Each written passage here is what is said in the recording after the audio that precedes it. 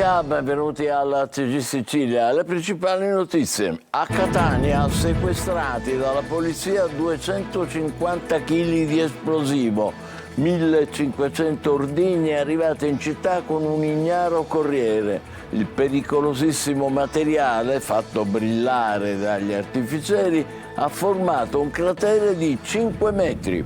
A Palermo i carabinieri vagliano le testimonianze di chi dice di avere visto Gaetano Maranzano, reo confesso dell'omicidio di Paolo Taormina, sparare anche a settembre alla Marinella. Caccia un complice. Fratelli d'Italia festeggia i 3 anni di governo Meloni. A Palermo sorrisi e numeri per il partito, ma l'inchiesta che ha travolto la DC di Cuffaro continua a tenere banco. Il ministro Musumeci: basta ipocrisie. La regione siciliana fondata sul sistema clientelare e sul consociativismo. Catania, dopo il rogo alle ciminiere, il sindaco trentino fa i conti. 17 milioni di danni causati dall'incendio, che dovranno aggiungersi ai 40 già previsti per ammodernare il complesso. Da domani, con le dimissioni dell'assessore Parisi, rimpastino in giunta. Non partiamo, oltre 40 associazioni riunite a San Giovanni Gemini nell'Agrigentino. Nasce il movimento che rivendica il diritto di rimanere a studiare e lavorare in Sicilia. Catania, l'altra faccia della playa, archiviata l'estate, restano cumuli di legname, pericolosi chiodi, arrugginiti, montagne di rifiuti. La delusione di una famiglia catanese, troppi rischi in spiaggia, andiamo in montagna. A Palermo la maratona festeggia i suoi primi 30 anni, 3.000 partecipanti, 50 nazioni in gara, a correre anche un paio di ottantenni, i nuovi protagonisti della terza età. Calcio Catania 0 tiri, 0 punti, i rossazzurri cadono a Casarano e recriminano per un rigore non assegnato. Il Siracusa vince a Picerno, secondo successo consecutivo per gli aritosei.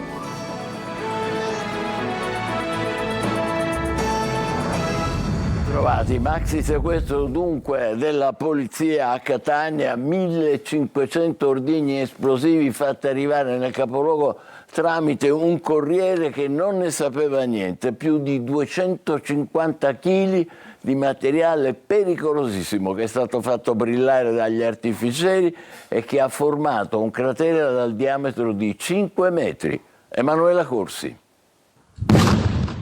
Questa è solo una delle esplosioni di un carico di 1500 pericolosissimi ordigni rudimentali sequestrati a Catania, fatti brillare dagli artificieri. Oltre 255 kg di esplosivo, più di 1000 bombe carte e 522 palloni di Maradona che, se immessi nel mercato, avrebbero potuto fruttare un guadagno illecito di almeno 25.000 euro. Materiale pericoloso arrivato nel capoluogo etneo tramite un ignaro corriere che cura le spedizioni in ambito nazionale ed internazionale. Il maxi sequestro è stato eseguito dai poliziotti della squadra artificieri della questura di Catania, intervenuti in un hub di spedizioni dopo la segnalazione di un dipendente dell'azienda che si è accorto che da una fessura nelle scatole si leggeva una scritta riferibile chiaramente a fuochi d'artificio. L'impiegato ha subito attuato le procedure ai consigli della Polizia di Stato in occasione dei molteplici sequestri effettuati durante le festività natalizie. Durante il sopralluogo la squadra artificieri ha messo in sicurezza l'area, verificando che all'interno degli scatoloni c'erano centinaia di ordigni rudimentali, alcuni di grandi dimensioni. La Procura di Catania ne ha disposto l'immediata distruzione. In una cava autorizzata la squadra artificieri ha posizionato 12 dei 1500 ordigni sotto rocce dal peso di oltre 300 kg che, come si vede nel video, sono state ridotte in piccoli pezzi. La bonifica successiva alla distruzione delle bombe carta ha permesso di accertare che l'esplosione ha generato un cratere del diametro di 5 metri. Non era ancora accaduto, si sottolinea dalla questura, che venisse rinvenuta una quantità così consistente di esplosivo inviata illegalmente utilizzando un corriere. Palermo, potrebbe esserci un filo rosso che collega i fatti di sangue degli ultimi mesi a Palermo. I carabinieri indagano per verificare se Gaetano Maranzano, reo confesso dell'omicidio Taormina, sia stato protagonista di un'altra sparatoria a ottobre alla Marinella. Manlio Viola. Gaetano Maranzano, il giovane dello Zen arrestato per l'omicidio di Paolo Taormina all'Olivella nel centro di Palermo, potrebbe essere stato il protagonista anche di un'altra sparatoria senza vittime se non feriti lievi avvenuta a fine settembre. È l'ipotesi investigativa dei carabinieri che hanno unificato due diverse inchieste, quella sul delitto Taormina e quella sulla rissa scoppiata durante la festa di San Cosma e Damiano a Sferacavallo e sulla successiva sparatoria contro una macelleria del quartiere Marinella qualche ora dopo. Secondo gli investigatori, i due giovani barbuti sullo scooter che sparano 12 colpi contro la macelleria della Marinella, ferendo di striscio una giovane donna incinta al 6° mese, potrebbero essere proprio Maranzano e il suo fedele amico, lo stesso che lo avrebbe aiutato a fuggire dopo l'omicidio Taormina, indagato per favoreggiamento. A confermare o smentire queste ipotesi sarà la perizia balistica sulla pistola calibro 9, trovata a casa di Maranzano nella perquisizione dopo l'arresto. Non si tratta dell'arma del delitto Taormina, ma è compatibile con l'arma di quella sparatoria invece. La conferma che si tratti proprio di quella pistola dovrà darla la perizia del RIS. L'ondata di violenza sarebbe frutto di una faida fra il gruppo dei barbuti dello Zen e il gruppo della Marinella. A far salire di livello lo scontro sarebbe stata proprio la rissa durante la festa di San Cosma e Damiano a Sferacavallo. Durante quello scontro a restare ferito da un fendente col coltello sarebbe il figlio del macellaio della Marinella. Più tardi la sparatoria, che non ha avuto vittime solo per l'intuizione della sorella del primo ferito e per la reazione dell'intera famiglia buttatasi a terra per evitare i colpi. Alla ricostruzione, oltre alla prova balistica, manca il movente sul quale gli investigatori non si pronunciano, anche perché potrebbe ricollegare i due episodi di settembre con quello di Taormina. Uno studente di 16 anni è morto in un incidente stradale autonomo a Montevago, nell'Agrigentino, in pieno centro abitato. Mentre era alla guida della sua moto, ha perso il controllo del mezzo cadendo a terra e, malgrado indossasse il casco, è morto poco dopo il ricovero in ospedale. Attualità politica. Fratelli d'Italia festeggia i 3 anni di governo Meloni. A Palermo sorrisi e numeri per il partito, ma l'inchiesta che ha travolto la DC di Cuffaro continua a tenere banco. Il ministro Musumeci dice una regione fondata sul sistema clientelare e sul consociativismo. Marco Gullà. Nel pieno del terremoto politico in Sicilia, Fratelli d'Italia oggi ha festeggiato a Palermo i 3 anni di attività del governo Meloni. Numeri, stabilità governativa, ma a tenere banco e ovviamente l'inchiesta su sanità e appalti che ha travolto la DC di Totò Cuffaro. Presente alla convention anche il ministro per la protezione civile Nello Musumeci, che ha commentato così lo scandalo sanità e appalti. Vedo in giro tanta ipocrisia, ecco. Da parte di tutti. Non ho detto questo. Tanta ipocrisia. La regione siciliana è fondata sul sistema clientelare e sul consociativismo parlamentare. Lo diceva Giuseppe Alessi parlando dell'immediato dopoguerra. Quindi nessuno si sorprenda. Il problema è capire se si accetta questo sistema e si diventa complici o se invece ti metti di traverso e allora ti isolano e diventi divisivo, diventi un problema. L'inchiesta non crea crepe nella maggioranza, ribadisce Luca Sbardella, commissario regionale di Fratelli d'Italia in Sicilia. Spaccature non ce ne sono, la maggioranza è coesa, arriveremo tranquillamente fino alla fine della legislatura e governeremo anche quella successiva. Sicuramente noi siamo una forza legata alla legalità, siamo una forza legata alla trasparenza, quindi ci sono le inchieste penali in corso che faranno il loro epilogo. Noi siamo impegnati a far sì che la legislatura finisca venendo incontro alle esigenze dei siciliani, quindi stiamo lavorando per una finanziaria che venga realmente incontro a quelle sono le problematiche della Sicilia, avendo anche una discreta situazione economica finanziaria. Il nostro obiettivo è una maggioranza di destra coesa, sicuramente senza fare sconto a nessuno. Catania, il rogo alle ciminiere, il sindaco trentino fa i conti per la riqualificazione del centro fieristico. Ai 40 milioni già previsti per ammodernare l'intero complesso si dovranno aggiungere adesso altri 17 milioni di euro per i danni causati appunto dall'incendio. Domani intanto arriveranno le dimissioni dell'assessore Parisi, che aprono la strada al cosiddetto rimpastino in giunta. Luca Ciliberti. Le fiamme hanno distrutto un'ampia porzione del centro fieristico Le Ciminiere. Il ciotolone, l'anfiteatro simbolo da 1200 posti, è andato irrimediabilmente perduto. Ma per il sindaco di Catania, nonostante tutto, il bicchiere è mezzo pieno. Una delle prime cose che chiesi quando divenni sindaco metropolitano era intervenire sulle ciminiere, perché erano in una condizione certamente non ottimale, e quindi avevamo già immaginato uno scenario di cui abbiamo discusso nei dettagli proprio martedì mattina, poche ore prima dell'incendio, immaginando un intervento di 40 milioni di euro grazie a Cassa Depositi e Prestiti.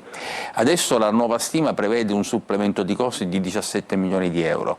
Lunedì abbiamo già convocato una riunione in città metropolitana, invitando non solo i consiglieri della città metropolitana ma anche i parlamentari regionali, per vedere che tipo di aiuto ci possa giungere da Palermo, e adesso però dobbiamo anche capire qual è il percorso da seguire. Il sindaco, come anticipato al punto, da lunedì comincerà a sentire tutte le parti in causa per capire la strada da intraprendere: una ricostruzione pubblica, i tempi si allungherebbero a dismisura, una operazione privata, si accorcerebbero i tempi probabilmente a discapito della ricostruzione di pregio, o un'operazione mista dove il pubblico comunque potrà sempre intervenire sul progetto finale.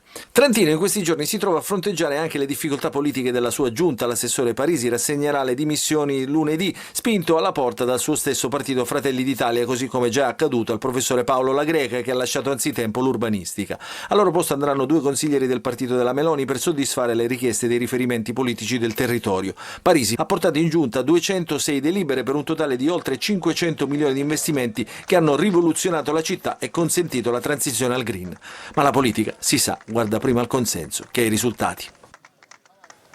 Oltre 40 associazioni giovanili riunite a San Giovanni Gemini, nell'Agrigentino, è nato così il movimento che rivendica il diritto di rimanere a studiare e lavorare in Sicilia. Davide Sardo. San Giovanni Gemini, paese montano della provincia di Agrigento, ha accolto oltre 40 realtà siciliane tra associazioni e movimenti civici per un passo storico, la nascita del movimento per il diritto a restare. Una sfida politica e sociale che parte dal territorio e punta a dare voce soprattutto ai giovani. Tutto quello che facciamo ha senso, ma solo se dall'altra parte c'è una risposta da parte di un governo che reagisce, prende atto di tutto questo e prova a trasformarlo in qualcosa di sistemico e regionale, altrimenti la nostra restanza, il nostro atto, decide di rimanere e farlo qua, perde completamente di senso. Nel centro fieristico si è svolta l'Assemblea Costituente. Le organizzazioni presenti hanno approvato il Patto per Restare, un documento che fissa principi, obiettivi e metodo della nuova rete regionale. L'impegno è chiaro: difendere i territori, creare opportunità, contrastare lo spopolamento. Dopo il patto sono stati scelti i membri del coordinamento regionale, a loro il compito di rappresentare il movimento nelle istituzioni e negli incontri pubblici. Presenta sicuramente una richiesta di una generazione che ha bisogno di risposte concrete, politiche e attive, nel senso sul territorio. Significa una presa in cura del territorio, delle risorse, però una presa in cura che non sia soltanto dell'individuo ma sia collettive. Il movimento ora è realtà e punta a unire le forze per restare, crescere e costruire il futuro della Sicilia. Catania, all'altra faccia della playa, archiviata l'estate, restano i cumuli di legname, pericolosi chiodi arrugginiti e montagne di rifiuti. La delusione di una famiglia catanese. Troppi rischi. Andiamo in montagna. Tonino De Mana. La mamma con il passeggino sulla disastrata passerella, costretta a fermarsi e tornare indietro. Il padre che procede a rilento, indicando ai figli una serie di pericoli. I figli, a sua volta, delusi perché immaginavano una giornata all'aria aperta. Sapevano di andare al mare alla playa di Catania, non sapevano di trovarla in queste condizioni. L'immagine simbolo della domenica di una famiglia alla playa è quella che vi mostriamo e che si conclude con un repentino dietrofront. Non ci può arrivare, ci siamo fermati qua perché non c'è il passaggio. Io con il passeggino mi sono fermata. Ce ne riandiamo, pazienza, i bambini vanno a giocare in un altro posto. Eppure avevano portato il pallone, sono 2 palloni. Palloni e aquilone, però di correre non si può correre, troppe cose in mezzo ai piedi. E anche troppi chiodi. E anche troppo chiodi. Cielo azzurro, mare calmo, temperatura primaverile. C'erano tutti i presupposti per trascorrere una giornata in spiaggia. Spiaggia, invece, ridotta ad un cumulo di spazzatura, legname e chiodi arrugginiti.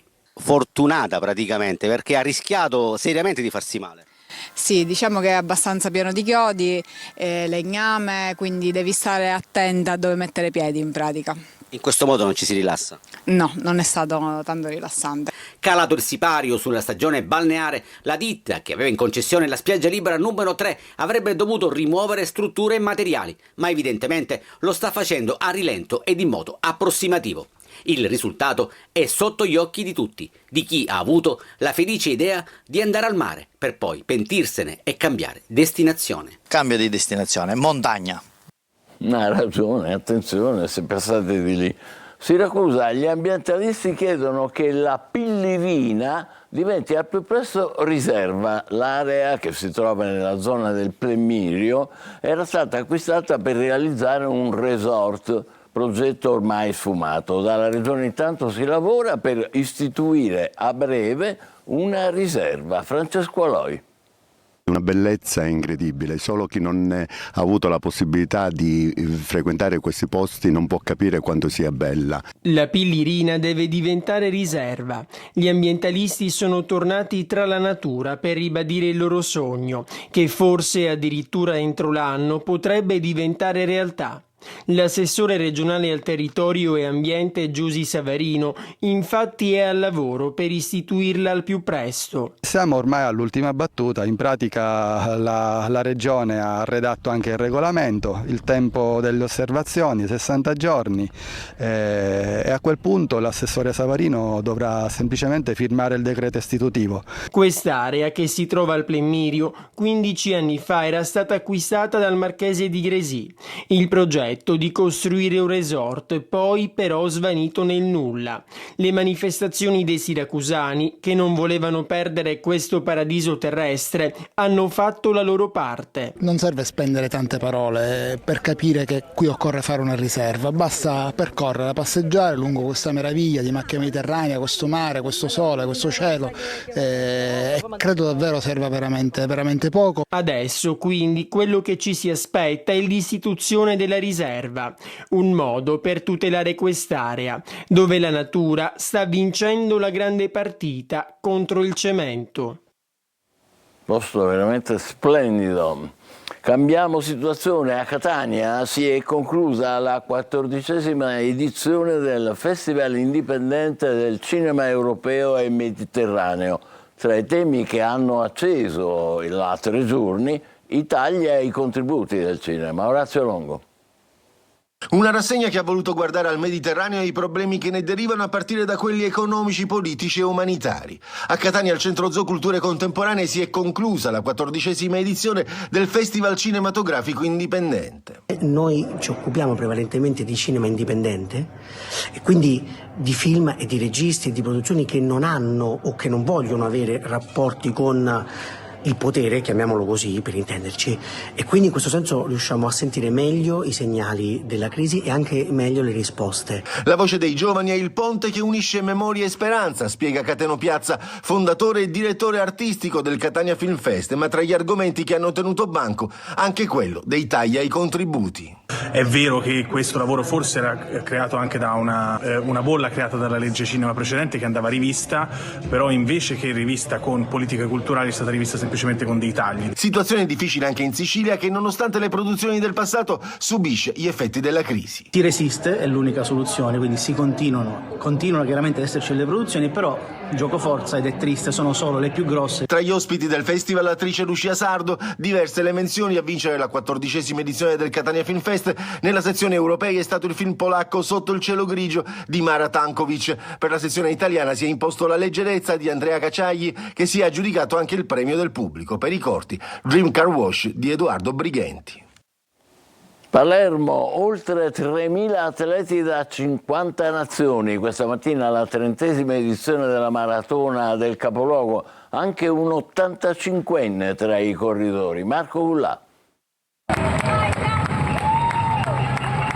Palermo questa mattina si è trasformata in una grande pista atletica. Alle 8:30 è scattata la 30ª, attesissima edizione della Maratona di Palermo, con oltre 3.000 runners uniti da una sola passione, la corsa. Lo start da Piazza Politeama, 3.135 atleti distribuiti tra maratona, mezza maratona e staffetta, in un mix che racconta perfettamente lo spirito di questa gara tra sport, internazionalità e partecipazione. Ma la maratona è anche un ponte tra generazioni. Il più giovane atleta in gara l'arrestato Matteo Di Cristina, appena 18 anni compiuti, sul fronte opposto dell'anagrafe, a testimoniare che la passione per la corsa non conosce età. C'erano due simboli di longevità sportiva: Giuseppe Camillo Cucina, 85 anni, e Roxana Lewis, 79 anni. La maratona ha toccato diversi punti della città: Teatro Massimo, Palazzina Cinese, l'atrio di Palazzo dei Normanni, i Quattro Canti, San Domenico e la cattedrale. A vincere sempre gli atleti keniani, ma quel che oggi contava era solo fare sport in una domenica dal sapore primaverile. È il momento della nostra pausa, subito dopo il calcio, con il brusco risveglio del Catania sconfitto a Catarano. State con noi, vi aspetto.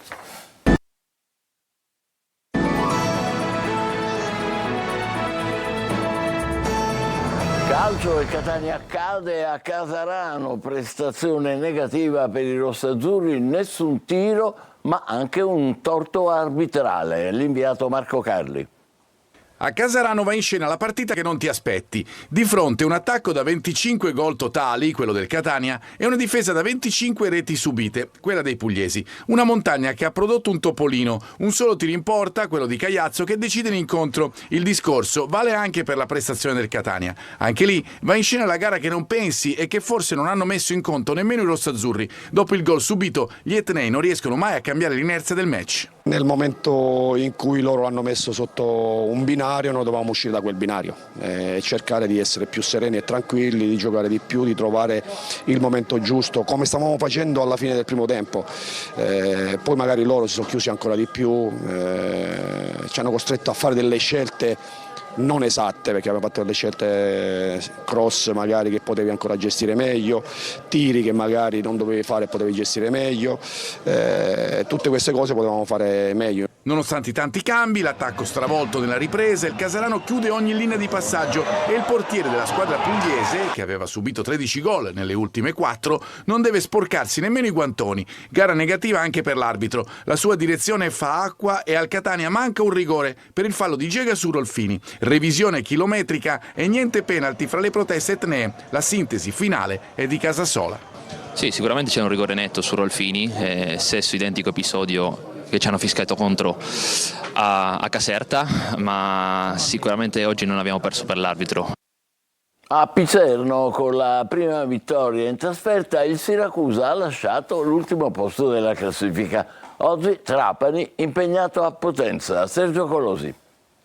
Per l'ex Cenerentola del campionato, ecco i primi punti in trasferta. Con la vittoria nello scontro diretto di Picerno, il Siracusa ha lasciato l'ultimo posto. Cambiano le prospettive e c'è continuità al successo del De Simone contro il Latina. Complessivamente 3 vittorie nelle ultime 4 giornate che valgono l'ingresso nella zona play-out e un bel salto in chiave salvezza. Nonostante 7 assenze, Siracusa brillante e dominatore nel primo tempo, con le occasioni di Guadagni e Molina, prima del vantaggio di Ba al minuto 43, abile a sfruttare un errore difensivo. Il Picerno rimedia in avvio di ripresa con Bianchi ad appena 33 secondi dal suo ingresso in campo. La squadra di Turati ha cuore, carattere e autostima. Al 55esimo sorpasso con Guadagni servito da Parigini. L'1-2 diventa definitivo con il salvataggio di Cancellieri sulla linea e una prova difensiva più attenta rispetto al passato. Il Picerno in rottura prolungata, un solo punto in 7 gare,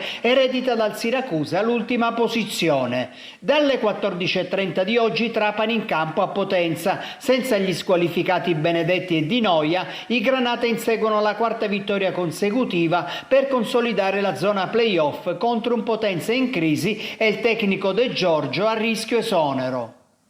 Noi ci fermiamo qui, grazie per essere stati con noi, l'appuntamento è per le 20, ancora buona domenica.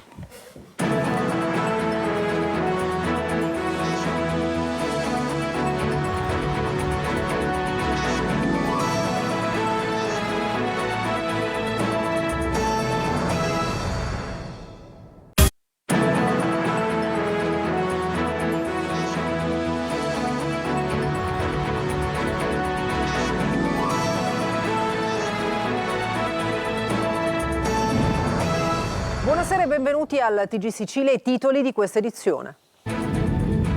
Scende dalla sua auto dopo aver forato una gomma e viene travolto da un'altra auto a tutta velocità. È morto così un cinquantenne nei pressi del casello di San Gregorio a Catania. La vittima, in attesa del carro attrezzi, aveva accostato sulla corsia d'emergenza. A Catania sequestrati dalla polizia 250 kg di esplosivo, 1500 ordigni arrivati in città con un ignaro corriere. Il pericolosissimo materiale fatto brillare dagli artificieri ha formato un cratere di 5 metri. A Palermo i carabinieri vagliano le testimonianze di chi dice di aver visto Gaetano Maranzano, reo confesso dell'omicidio di Paolo Taormina, sparare anche a settembre alla Marinella, caccia a un complice. Fratelli d'Italia festeggia i 3 anni di governo Meloni, a Palermo sorrisi e numeri per il partito, ma l'inchiesta che ha travolto la DC di Cuffaro continua a tenere banco.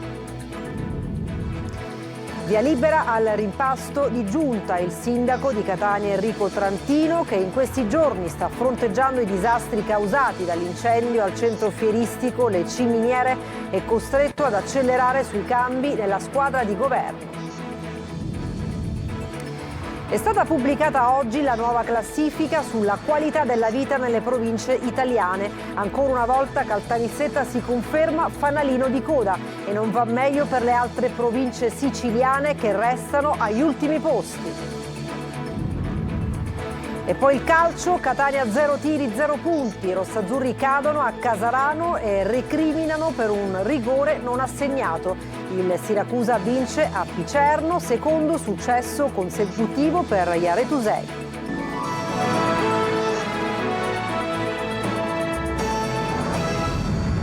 Dunque bentrovati, domenica di sangue sulle autostrade siciliane segnate da diversi incidenti. Mortale sulla A18 Messina-Catania nei pressi dello svincolo di San Gregorio, dove un cinquantenne è stato travolto e ucciso da una macchina dopo essere sceso dalla sua auto per controllare una gomma. L'incidente è avvenuto in direzione Catania, 600 metri prima del casello. Traffico in tilt e lunghe code per diverse ore, come vediamo in queste immagini. L'automobilista che viveva a Siracusa aveva forato e chiamato il carro attrezzi, ma appena sceso dall'auto è stato investito.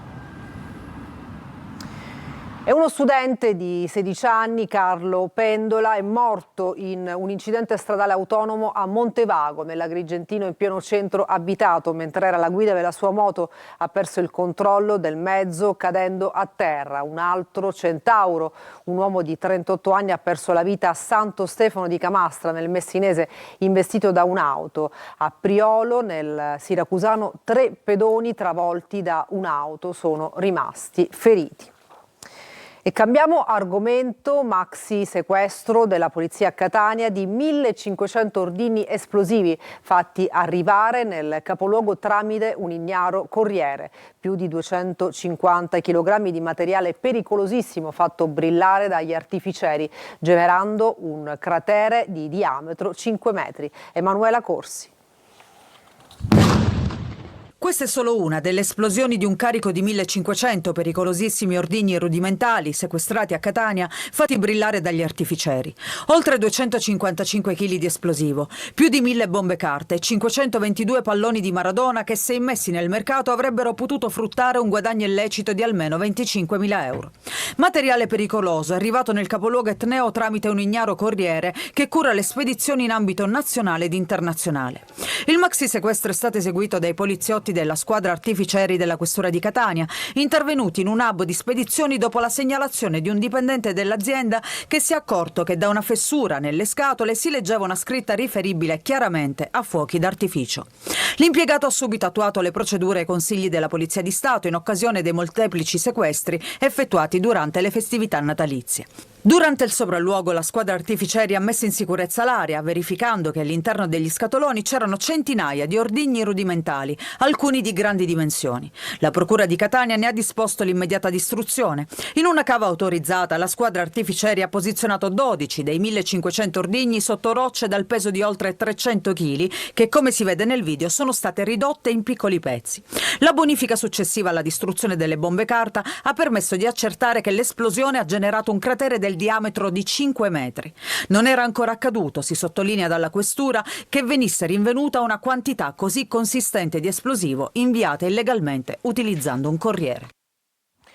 Palermo, potrebbe esserci un filo rosso che collega i fatti di sangue degli ultimi mesi a Palermo. I carabinieri indagano per verificare se Gaetano Maranzano, reo confesso dell'omicidio Taormina, sia stato protagonista di una sparatoria a ottobre alla Marinella. Maglio Viola. Gaetano Maranzano, il giovane dello Zen arrestato per l'omicidio di Paolo Taormina all'Olivella nel centro di Palermo, potrebbe essere stato il protagonista anche di un'altra sparatoria senza vittime se non feriti lievi avvenuta a fine settembre. È l'ipotesi investigativa dei carabinieri che hanno unificato due diverse inchieste, quella sul delitto Taormina e quella sulla rissa scoppiata durante la festa di San Cosma e Damiano a Sferacavallo e sulla successiva sparatoria contro una macelleria del quartiere Marinella qualche ora dopo. Secondo gli investigatori, i due giovani barbuti sullo scooter che sparano 12 colpi contro la macelleria della Marinella, ferendo di striscio una giovane donna incinta al 6° mese, potrebbero essere proprio Maranzano e il suo fedele amico, lo stesso che lo avrebbe aiutato a fuggire dopo l'omicidio Taormina, indagato per favoreggiamento. A confermare o smentire queste ipotesi sarà la perizia balistica sulla pistola calibro 9, trovata a casa di Maranzano nella perquisizione dopo l'arresto. Non si tratta dell'arma del delitto Taormina, ma è compatibile con l'arma di quella sparatoria invece. La conferma che si tratti proprio di quella pistola dovrà darla la perizia del RIS. L'ondata di violenza sarebbe frutto di una faida fra il gruppo dei barbuti dello Zen e il gruppo della Marinella. A far salire di livello lo scontro sarebbe stata proprio la rissa durante la festa di San Cosma e Damiano a Sferacavallo. Durante quello scontro a restare ferito da un fendente col coltello sarebbe il figlio del macellaio della Marinella. Più tardi la sparatoria, che non ha avuto vittime solo per l'intuizione della sorella del primo ferito e per la reazione dell'intera famiglia buttatasi a terra per evitare i colpi. Alla ricostruzione, oltre alla prova balistica, manca il movente sul quale gli investigatori non si pronunciano, anche perché potrebbe ricollegare i due episodi di settembre con quello di Taormina. Fratelli d'Italia festeggia i 3 anni di governo Meloni. A Palermo sorrisi e numeri per il partito, ma l'inchiesta che ha travolto la DC di Cuffaro continua a tenere banco. Marco Gullà. Nel pieno del terremoto politico in Sicilia, Fratelli d'Italia oggi ha festeggiato a Palermo i 3 anni di attività del governo Meloni. Numeri, stabilità governativa, ma a tenere banco e ovviamente l'inchiesta su sanità e appalti che ha travolto la DC di Totò Cuffaro. Presente alla convention anche il ministro per la protezione civile Nello Musumeci, che ha commentato così lo scandalo sanità e appalti. Vedo in giro tanta ipocrisia. Non ho detto questo. Tanta ipocrisia. La regione siciliana è fondata sul sistema clientelare e sul consociativismo parlamentare. Lo diceva Giuseppe Alessi parlando dell'immediato dopoguerra. Quindi nessuno si sorprenda. Il problema è capire se si accetta questo sistema e si diventa complici o se invece ti metti di traverso e allora ti isolano e diventi divisivo, diventi un problema. L'inchiesta non crea crepe nella maggioranza, ribadisce Luca Sbardella, commissario regionale di Fratelli d'Italia in Sicilia. Spaccature non ce ne sono, la maggioranza è coesa, arriveremo tranquillamente fino alla fine della legislatura e governeremo anche quella successiva. Sicuramente noi siamo una forza legata alla legalità, siamo una forza legata alla trasparenza, quindi ci sono le inchieste in corso che faranno il loro epilogo. Noi siamo impegnati a far sì che la legislatura finisca venendo incontro alle esigenze dei siciliani, quindi stiamo lavorando per una finanziaria che venga realmente incontro a quali sono le problematiche della Sicilia, avendo anche una discreta situazione economica finanziaria. Il nostro obiettivo è una maggioranza di destra coesa, sicuramente senza fare sconto a nessuno.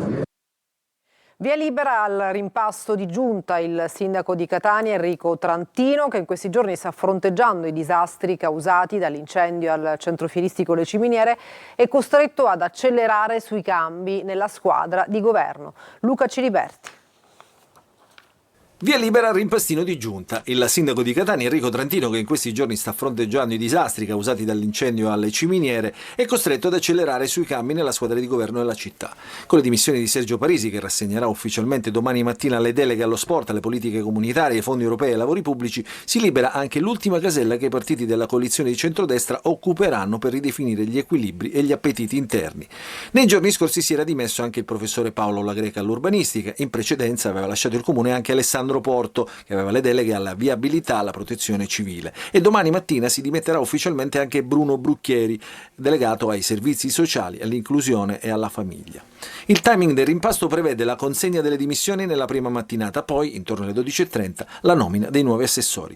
Dovrebbero entrare in giunta Daniele Bottino, in quota Fratelli d'Italia nella corrente Galvagno Ruggero Razza, Luca San Giorgio, ex capogruppo comunale di Fratelli d'Italia in quota Salvo Pogliese, e Carmelo Coppolino, medico e imprenditore in quota MPA, sostenuto dal deputato regionale Ludovico Balsamo.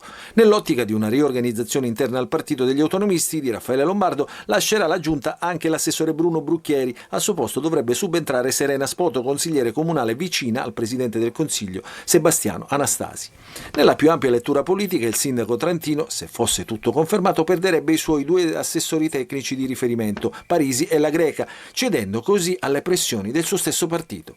Al momento restano i dubbi sulla riassegnazione delle deleghe. Sembra certo però che il sindaco tratterrà a sé le competenze ricoperte da Sergio Parisi, che in questi anni ha portato 206 delibere per un totale di oltre 500 milioni di investimenti che hanno rivoluzionato la città, consentendo la transizione al green attraverso un massiccio utilizzo di fondi europei. L'altra faccia della playa, finita l'estate, restano cumuli di legname, chiodi arrugginiti e montagne di rifiuti. La delusione di una famiglia catanese, troppi pericoli in spiaggia, andiamo in montagna. Il servizio di Tonino De Mana. La mamma con il passeggino sulla disastrata passerella, costretta a fermarsi e tornare indietro. Il padre, che procede a rilento, indicando ai figli una serie di pericoli. I figli, a sua volta, delusi, perché immaginavano una giornata all'aria aperta. Sapevano di andare al mare alla playa di Catania, non sapevano di trovarla in queste condizioni. L'immagine simbolo della domenica di una famiglia alla playa è quella che vi mostriamo e che si conclude con un repentino dietrofront. Non ci può arrivare, ci siamo fermati qua perché non c'è il passaggio. Io con il passeggino mi sono fermata. Ce ne riandiamo, pazienza, i bambini vanno a giocare in un altro posto. Eppure avevano portato il pallone, c'erano due palloni. E aquilone, però di correre non si può correre, troppe cose in mezzo ai piedi. E anche troppi chiodi. E anche troppo chiodi. Cielo azzurro, mare calmo, temperatura primaverile. C'erano tutti i presupposti per trascorrere una giornata in spiaggia. Spiaggia, invece, ridotta ad un cumulo di spazzatura, legname e chiodi arrugginiti. Fortunata praticamente, perché ha rischiato seriamente di farsi male. Sì, diciamo che è abbastanza pieno di chiodi, legname, quindi devi stare attenta a dove mettere i piedi in pratica. In questo modo non ci si rilassa? No, non è stato tanto rilassante. Calato il sipario sulla stagione balneare, la ditta che aveva in concessione la spiaggia libera numero 3 avrebbe dovuto rimuovere strutture e materiali, ma evidentemente lo sta facendo a rilento ed in modo approssimativo. Il risultato è sotto gli occhi di tutti, di chi ha avuto la felice idea di andare al mare per poi pentirsene e cambiare destinazione. Cambio di destinazione, montagna. È stata pubblicata oggi la nuova classifica sulla qualità della vita nelle province italiane. Ancora una volta Caltanissetta si conferma fanalino di coda e non va meglio per le altre province siciliane che restano agli ultimi posti. Il servizio di Rita Cinardi. La nuova edizione dello studio annuale sulla qualità della vita realizzato da Italia Oggi insieme a Ital Communication all'Università La Sapienza consegna un verdetto durissimo per la Sicilia. Caltanissetta è ultima, 107esima su 107 province italiane e il dato diventa simbolo di un divario strutturale che investe l'intera isola. L'indagine prende in esame 92 indicatori: lavoro, reddito, sicurezza, formazione, servizi, salute e ambiente. E proprio su molti di questi fronti la provincia di Nissena mostra le difficoltà maggiori: pochi posti di di lavoro, redditi bassi, scarsa presenza di imprese e un sistema di servizi che fatica a rispondere ai bisogni dei cittadini. Eppure non tutto è negativo. Gli indicatori relativi alla sicurezza e al sistema sanitario non collocano Caltanissetta tra le peggiori, ma l'insieme delle criticità trascina la provincia all'ultimo posto in Italia. Caltanissetta paga anni di ritardi strutturali, poche opportunità per i giovani, servizi insufficienti e un'economia che non riesce a decollare, ma ad essere in difficoltà è l'intera Sicilia. Nella parte bassa ci sono infatti quasi tutte le province dell'isola, la migliore è Ragusa ma solo all'87° posto, seguono Trapani, Enna e Catania, comunque lontane dalle città del centro-nord, più giù Palermo, 100°, Siracusa e Messina ancora più indietro, Agrigento 105°. La classifica conferma quindi un divario nord-sud sempre più marcato. Svetta sul podio Milano con il mercato del lavoro più dinamico, un reddito pro capite tra i più alti d'Italia, al secondo posto Bolzano per la qualità della vita e servizi eccellenti e infine Monza Brianza per la sua ricchezza e qualità urbana. A Catania si è conclusa la 14ª edizione del Festival Indipendente del Cinema Europeo e del Mediterraneo. Tra i temi che hanno acceso la 3 giorni, i tagli ai contributi. Orazio Longo. Una rassegna che ha voluto guardare al Mediterraneo e ai problemi che ne derivano a partire da quelli economici, politici e umanitari. A Catania, al Centro Zoo Culture Contemporanee, si è conclusa la 14ª edizione del Festival Cinematografico Indipendente. Noi ci occupiamo prevalentemente di cinema indipendente e quindi di film e di registi e di produzioni che non hanno o che non vogliono avere rapporti con il potere, chiamiamolo così per intenderci, e quindi in questo senso riusciamo a sentire meglio i segnali della crisi e anche meglio le risposte. La voce dei giovani è il ponte che unisce memoria e speranza, spiega Cateno Piazza, fondatore e direttore artistico del Catania Film Fest, ma tra gli argomenti che hanno tenuto banco anche quello dei tagli ai contributi.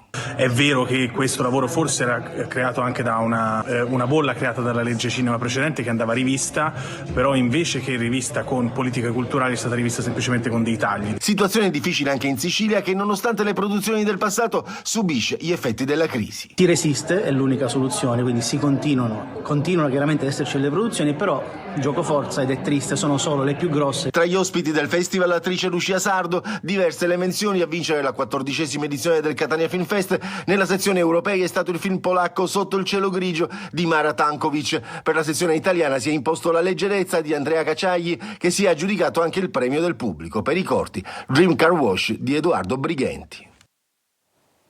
Oltre 3.000 atleti da 50 nazioni questa mattina alla 30ª edizione della Maratona di Palermo. Anche un 85enne tra i corridoi. Marco Gullà.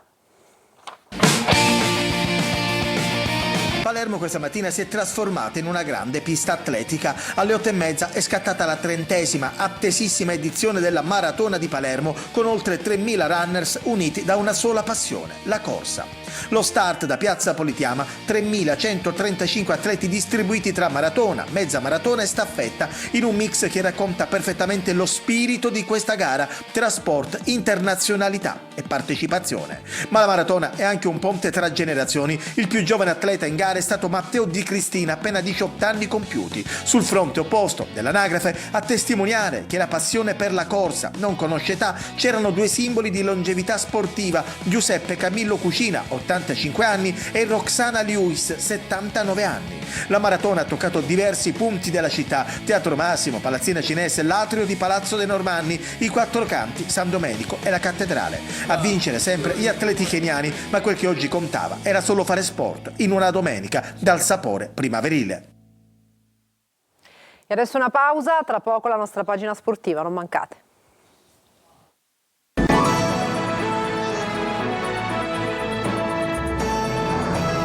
Bentornati al TG Sicilia, adesso il calcio. Il Catania cade a Casarano, prestazione negativa per i rossazzurri, nessun tiro ma anche un torto arbitrale. L'inviato Marco Carli. A Casarano va in scena la partita che non ti aspetti. Di fronte un attacco da 25 gol totali, quello del Catania, e una difesa da 25 reti subite, quella dei pugliesi. Una montagna che ha prodotto un topolino, un solo tiro in porta, quello di Cagliazzo, che decide l'incontro. Il discorso vale anche per la prestazione del Catania. Anche lì va in scena la gara che non pensi e che forse non hanno messo in conto nemmeno i rossazzurri. Dopo il gol subito, gli etnei non riescono mai a cambiare l'inerzia del match. Nel momento in cui loro l'hanno messo sotto un binario, noi dovevamo uscire da quel binario e cercare di essere più sereni e tranquilli, di giocare di più, di trovare il momento giusto, come stavamo facendo alla fine del primo tempo.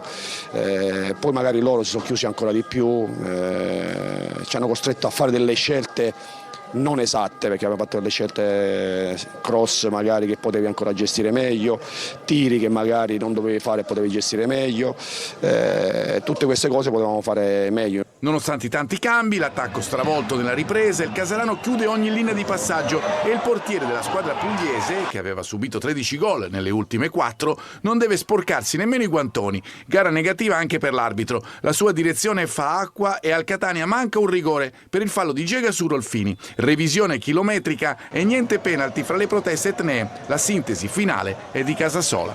Sì, sicuramente c'è un rigore netto su Rolfini, stesso identico episodio che ci hanno fischiato contro a Caserta, ma sicuramente oggi non abbiamo perso per l'arbitro. Sconfitta per 2-1 del Trapani, battuto a Potenza di Grandolfo, il gol Granata. Primi punti in trasferta per il Siracusa, tornato con una vittoria da Picerno. Sergio Colosi. Il Trapani scende dal treno dei successi, 3 consecutivi, alla fermata di Potenza e non evita il sorpasso dei lucani in chiave play-off. Finisce 2-1, stesso punteggio delle 3 vittorie Granata, con una sconfitta figlia di errori e distrazioni, a partire dal vantaggio rossoblu. Un errore in fase di costruzione consente all'ex Sanatriello di realizzare al 21esimo l'1-0 a porta vuota. Il Trapani accusa il colpo, Potenza vicino al raddoppio con sia Tunis e Dauria. Prima del riposo Lucani in 10 per il rosso a Bachini su chiara occasione da rete di Carriero. Nella ripresa Trapani a trazione anteriore col 4-2-4. Si gioca in una metà campo, ma l'assedio partorisce solo un sinistro di Giron con deviazione di Cucchietti. Altro errore tattico degli ospiti sbilanciati. Al 27esimo contropiede con gol di De Marco, appena entrato in campo. Al 90esimo Grandolfo riapre i giochi, ma al Trapani non sono bastati 104 minuti, di cui 60 in superiorità numerica, per lasciare il Viviani con un risultato positivo. Gli azzurri by guadagni hanno firmato i primi punti in trasferta del Siracusa, che vincendo lo scontro salvezza di Picerno ha salutato l'ultimo posto agganciando la zona play-out. 3 successi in 4 giornate per la squadra di Turati, protagonista di una buona prestazione. Una breve pausa, tra poco con altri aggiornamenti.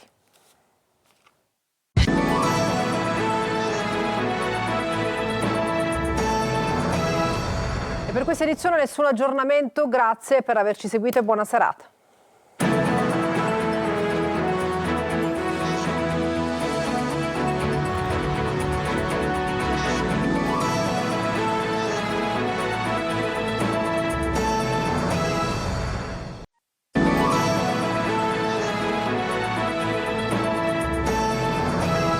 Per questa edizione nessun altro aggiornamento, vi lascio a barzellette e poi alla telenovela Esmeralda. Una buona serata su Antenna Sicilia.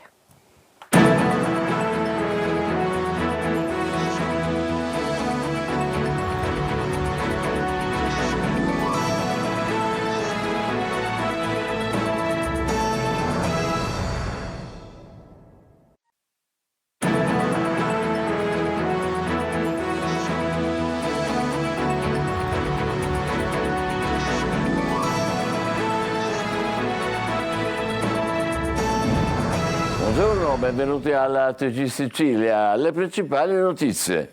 Nuovo caporalato a Ramacca, un contadino originario del Marocco costretto a lavorare 14 ore al giorno per 550 euro e a dormire in un alloggio infestato dai topi. Uno dei 3 arrestati ha sparato ai cani che non gli obbedivano, uccidendoli. Palermo, ultimo interrogatorio nell'inchiesta sul comitato d'affari nella sanità siciliana. Davanti al GIP lo storico collaboratore di Cuffaro, Vito Raso, accuse infamanti, ha detto dopo la deposizione. Riunito intanto il vertice di maggioranza a Palazzo dei Normanni, intorno al tavolo tutti i partiti del centrodestra tranne la DC. Nuovo trabocco lavico sullo Stromboli, la colata si riversa nella Sciara del Fuoco. Intanto l'Etna trema, 2 scosse di terremoto nella notte a Milo e a Pedara. Insediati a Catania i nuovi assessori della giunta comunale, subentrano ai 4 dimissionari dei giorni scorsi. Il sindaco trentino sminuisce le polemiche e parla di normale rotazione. Per restaurare le ciminiere cercasi denaro per 17 milioni, oltre ai 40 già pianificati prima del rogo per il restyling della struttura. Al vertice convocato da Trentino per trovare i fondi e organizzare il piano degli interventi ha partecipato anche il ministro Musumeci. Caltanissetta in piazza i lavoratori di Telecontact Center, contrari alla cessione decisa dalla TIM alla DNA di Palermo, in gioco il futuro di 336 dipendenti. Attenti al social, su TikTok la mafia trova un palcoscenico che la normalizza e la rende pop, seducendo migliaia di giovani. Difficile trovare rimedi a meno di regolamentazioni e divieti a cui ancora non pensa nessuno. Calcio, Catania, interrogativi aperti, la brutta prestazione di Casarano lascia spazio alle analisi, anche se il rigore non dato avrebbe forse cambiato il match. Il Siracusa risale la classifica, il Trapani perde.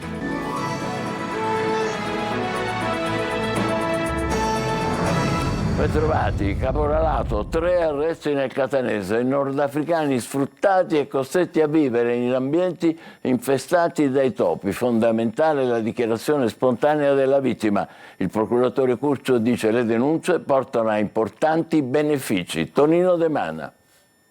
Dalla Francia alle campagne di Ramacca, l'allettante proposta di lavoro lo ha portato in una fattoria infernale, sfruttato e sottopagato, tanto da sgobbare nei campi anche 14 ore al giorno per prendere 1,26 euro l'ora.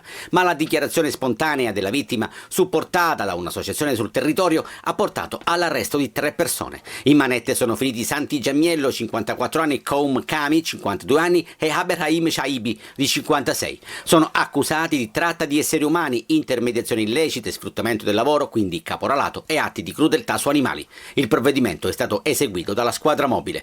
Dalle indagini sono emerse gravi carenze igienico-sanitarie negli ambienti in cui il marocchino viveva, compreso l'alloggio infestato da topi. Per evitare un intervento medico al lavoratore sfruttato, che aveva un ascesso al collo, Giammiello avrebbe rimosso l'ascesso bucandolo con un ago riscaldato, modus operandi che racconta il procuratore capo di Catania, Francesco Curcio. Quello che appare è che per far vedere la determinazione, la ferocia, la inflessibilità, quando qualche animale non abbodiva agli ordini, veniva ammazzato sul posto oppure gravemente ferito e poi trascinato come si vedeva nei vecchi film western, solo che invece che alla carrozza a una macchina che girava per la fattoria. L'importanza della denuncia porta ad un benefit.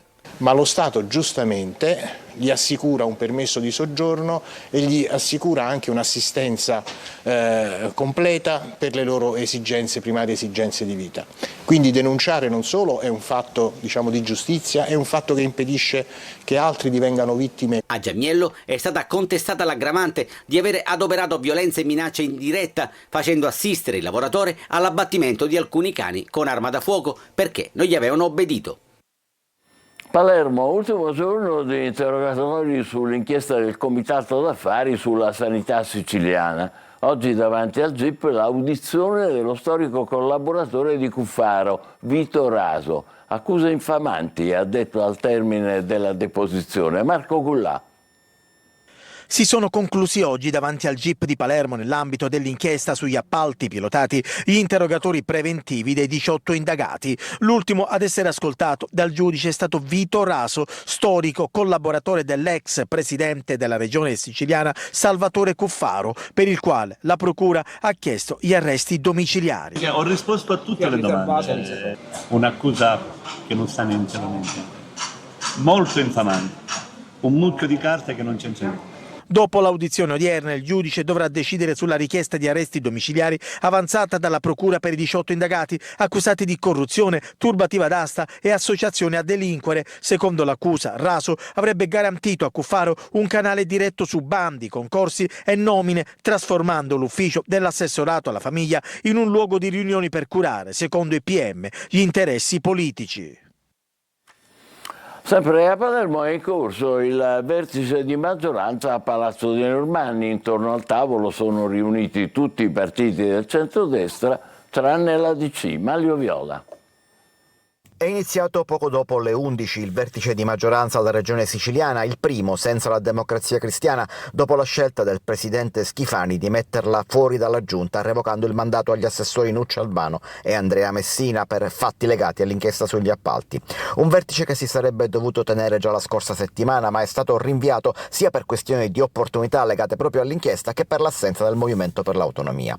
Oggi invece al tavolo circolare nella stanza del governo al piano nobile di Palazzo dei Normanni c'erano tutti, con 2 rappresentanti per ciascun partito dell'attuale maggioranza: Fratelli d'Italia, Forza Italia, Lega, Autonomisti e Noi Moderati. Il vertice ha preso atto che, nonostante la difficile situazione, la DC offrirà appoggio esterno alle azioni di governo, ma a far respirare tensione c'erano altri elementi, a cominciare dallo scontro in corso, maturato nel fine settimana, fra autonomisti e Lega, legato appunto agli attacchi all'assessore San Martino per i presunti ritardi nella stabilizzazione del personale dei consorzi di bonifica. Rinviata poi su richiesta sempre degli autonomisti, la discussione sulle nomine si è iniziato dalla manovra finanziaria. Sul tavolo la scelta se proseguire con il calendario già concordato e dunque con tutte le norme inserite nella legge di stabilità o prendere la strada di una norma un po' più snella.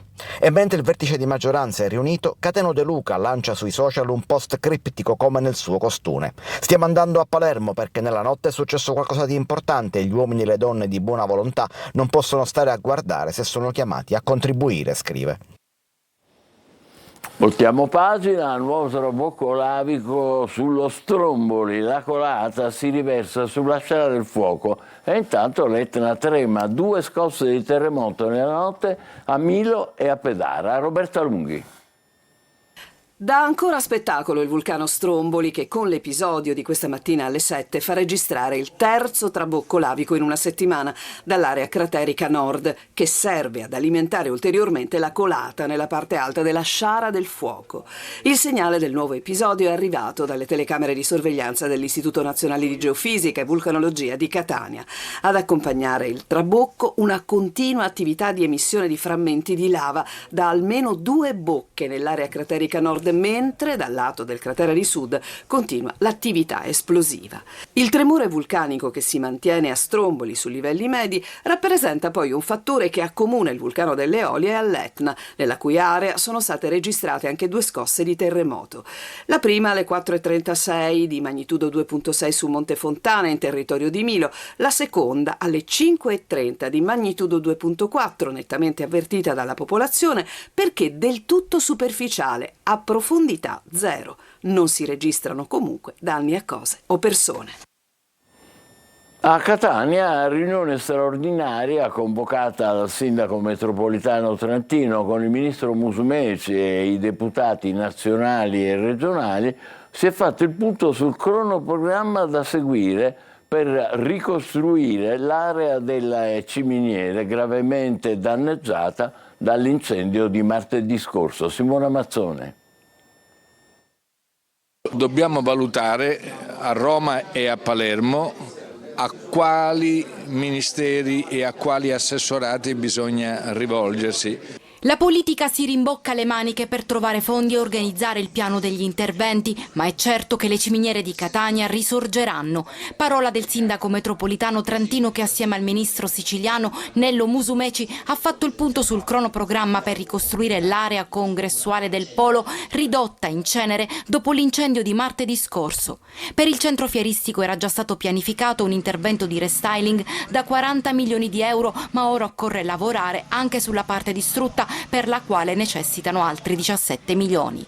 Abbiamo il dovere di interpellare tutte le istituzioni del territorio e trovare la soluzione migliore. Impossibile inserire un capitolo nella legge di bilancio ormai strutturata. Inoltre il governo Meloni ha già consegnato alla regione siciliana quasi 7 miliardi di euro da programmare per varie finalità. Si potrebbe cominciare da lì.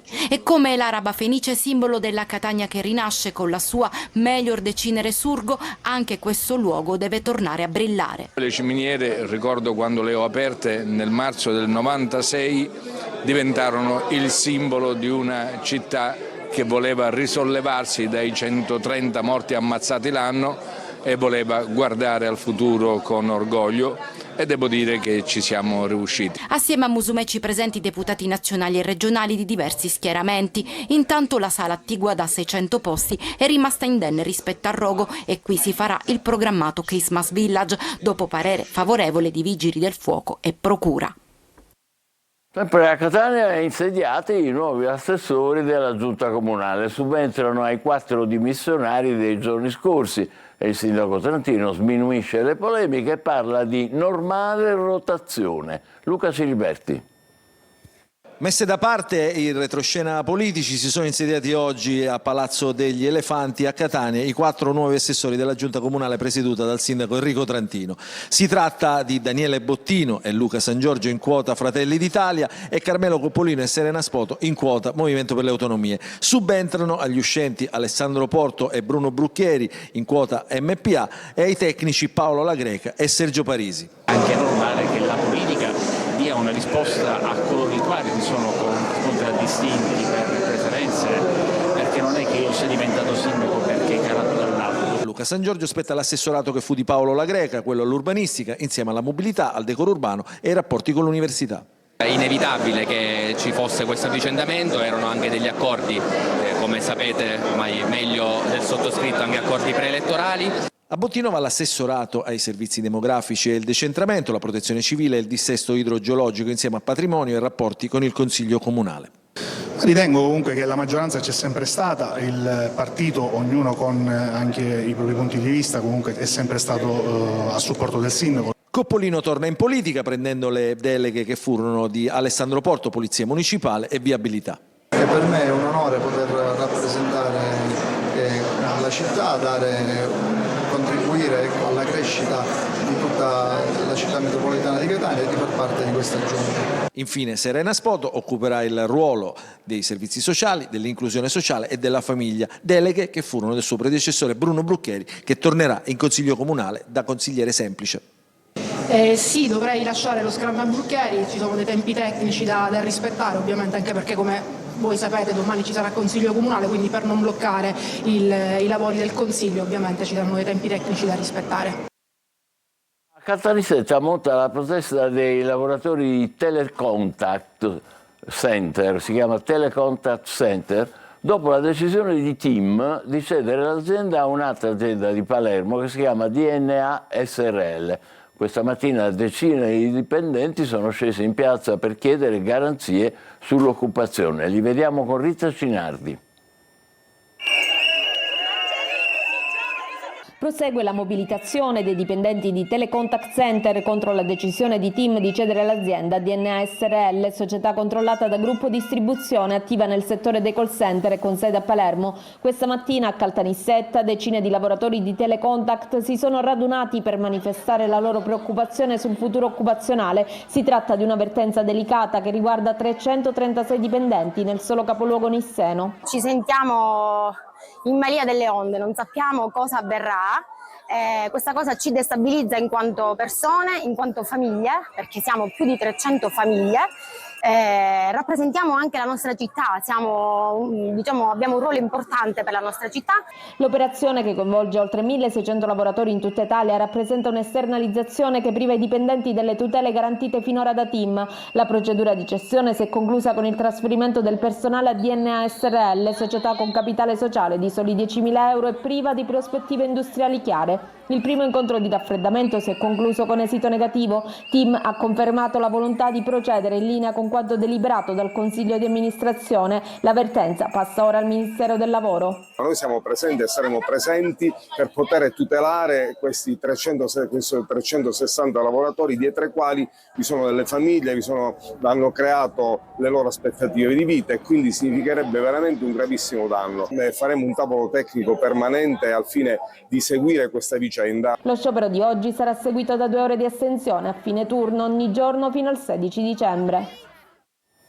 A Modica, aggressione verbale a una consigliera comunale e atteggiamento minaccioso durante una riunione politica a Palazzo San Domenico da parte di un altro consigliere uomo. Un episodio che ha acceso polemiche e indignazione. Veronica Barbarino.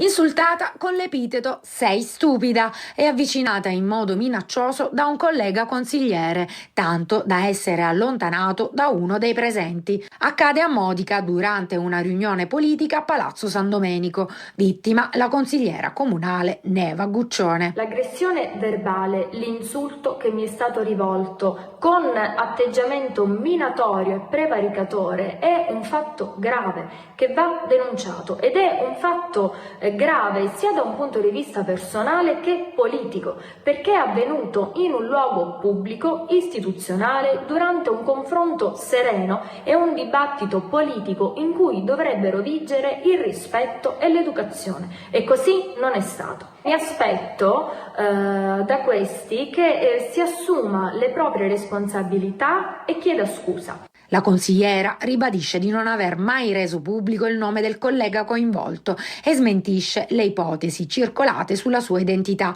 precisando inoltre di non aver presentato alcuna querela. L'intera vicenda ha suscitato un'ondata di indignazione. Il sindaco Maria Monisteri ha definito l'episodio un chiaro comportamento misogino, mentre numerosi esponenti politici hanno condannato quanto accaduto parlando di una vera e propria manifestazione di violenza verbale patriarcale. Resta ora da capire quali sviluppi avrà la vicenda e quali passi verranno compiuti per ristabilire un sereno confronto politico. La mafia parla il linguaggio dei social e su TikTok in particolare trova un palcoscenico che la normalizza e la rende pop. Un viaggio nell'immaginario criminale che sta seducendo migliaia di giovani e purtroppo è difficile trovare un rimedio, a meno di regolamentazioni e divieti cui purtroppo ancora non pensa nessuno. Eva Spampinato. Chi è per lei un amico? Su TikTok la mafia non appare più per quello che è. Diventa un prodotto seducente, accattivante, un brand alla moda, un marchio da ammirare e emulare. E per farlo usa le logiche popolari del mercato, evoca il suo potere non più con la violenza, ma con l'approvazione, i like, i follower. Ce ne eravamo già accorti portando alla luce i video che arrivano dall'interno delle carceri, dove i boss continuano a comandare tramite il telefono, persino in videochiamata, o mostrando Gaetano Maranzano, collano d'oro al collo, con pistola, come ciondolo, che pochi minuti dopo l'omicidio di Paolo Taormina a Palermo pubblica un video su TikTok enfatizzato da una frase del boss stragista Totorina tratta da una fiction. Ma a dirlo adesso è un autorevole rapporto della Fondazione Magna Grecia, presentato alle Nazioni Unite di New York, che parla di mafiosfera digitale, ovvero un ecosistema parallelo, un palcoscenico virale in cui musica trap e neomelodica, coreografie e montaggi, perfino il look e l'abbigliamento trasformano clan e criminali in icone pop. TikTok dunque si fa vetrina, normalizza l'atteggiamento malavitoso e lo rende sempre più familiare al grande pubblico. L'algoritmo fa il resto. Un catanese medio che entra su TikTok, anche non volendo, si imbatterà in video di case arredate in pieno stile Scarface o Gomorra, mamme e bambine, video di cavalli e stalle, presumibilmente abusive, foto in ricordo di defunti o detenuti, su sottofondo di musica neomelodica. Persino video dei funerali, dove vanno fortissimo i palloncini bianchi o le frotte di motorini che seguono il carro funebre. La mafiosfera è proprio in particolare su TikTok. Adesso è il momento della nostra pausa, poi il calcio con la brutta prestazione del Catania Catarano, la sconfitta del Trapani e il Siracusa che risale. Vi aspetto.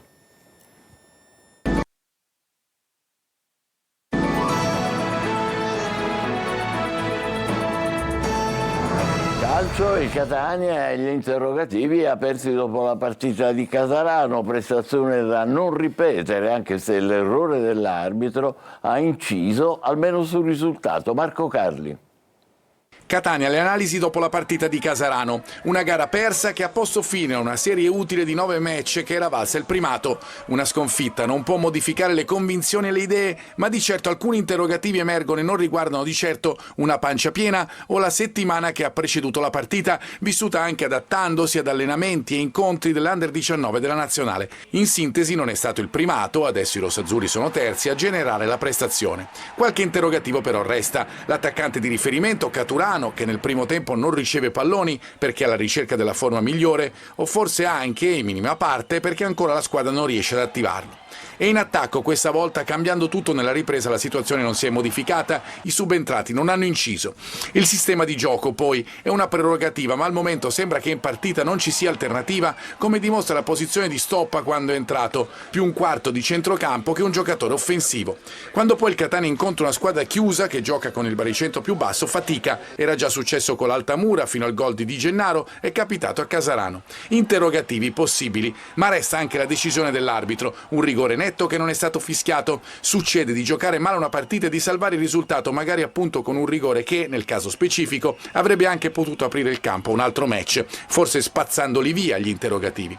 Con Latina sarà una partita simile, imparare da certi risultati e dalle prestazioni negative è la chiave per tornare a marciare e a vincere al netto degli errori altrui. La vittoria del Siracusa è la lieta notizia per le siciliane del girone C. Gli azzurri hanno lasciato così l'ultimo posto al Foggia, che sabato giocherà a Trapani contro i Granata, che vogliono riscattare la sconfitta di Potenza. Francesco Triolo. L'ultimo posto è un brutto ricordo, il Siracusa torna a guardare avanti con fiducia e la vittoria casalinga contro il Latina consente alla squadra di Marco Turati di mettersi alle spalle la sconfitta di Giuliano nel migliore dei modi. La speranza è che il periodo buio di inizio campionato sia ormai concluso e che il tecnico, a lungo sulla graticola ma salvato sempre in un certo senso dalla società, abbia finalmente trovato la strada giusta per risalire. Da oggi si ritorna in campo per preparare la sfida di sabato prossimo al De Simone contro il team Altamura ed è una grande occasione per dare continuità ed agganciare a quota 15 proprio i pugliesi. Uno scenario difficile da pronosticare appena qualche settimana fa. Si è interrotta invece a Potenza la serie positiva del Trapani, che non è riuscita a sfruttare tutto il secondo tempo in superiorità numerica, incassando anche la rete del 2-0. A nulla è valso il gol nel finale di Grandolfo, una partita complicata per i Granata che hanno faticato tantissimo al cospetto di un avversario che ha trovato il gol dell'ex Anatriella a sbloccare il match. Solo negli ultimi 10 minuti il Trapani è riuscito a concludere la rete un paio di volte, anche se il Granata recrimina anche per un calcio di rigore non concesso. Da domani si torna in campo in vista dell'anticipo di sabato in casa contro l'attuale fanalino di coda Foggia. Maronica potrà contare nuovamente su Di Noia, mentre Benedetti dovrà scontare una giornata squalifica. Da questa settimana è atteso in gruppo anche Nicoli. E noi ci fermiamo qui, grazie per essere stati con noi, l'appuntamento è per le 20, buon pomeriggio.